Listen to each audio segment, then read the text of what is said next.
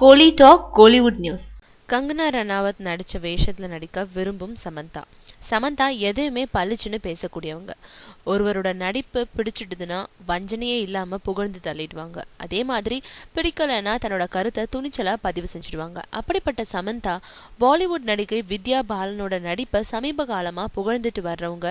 இன்னொரு பாலிவுட் நடிகையான கங்கனா ரனாவத் குயின்ற படத்துல நடிச்சிருக்கிறத பெரிய அளவுல புகழ்ந்து பேசிட்டு இருக்காங்க.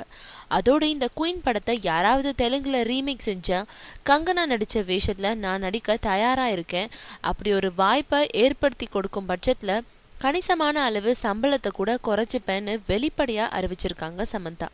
ஆனா தற்போது அந்த படத்தோட தெலுங்கு ரீமேக் உரிமையை சமந்தா வாங்கி இருக்கிறதா ஆந்திராவில் செய்தி பரவி இருக்கு. இதை அறிஞ்சு ஷாக்கான சமந்தா குயின் படத்துல நடிக்க விருப்பம் மட்டுமே தெரிவிச்சிருந்தேன், மற்றபடி அந்த படத்தோட ரீமேக் உரிமையை நான் வாங்கி இருக்கிறதா வெளியான செய்தி வழக்கம் போல வதந்திதான்னு தன்னோட சகாக்கள் கிட்ட சொல்லிட்டு வராங்களாம்.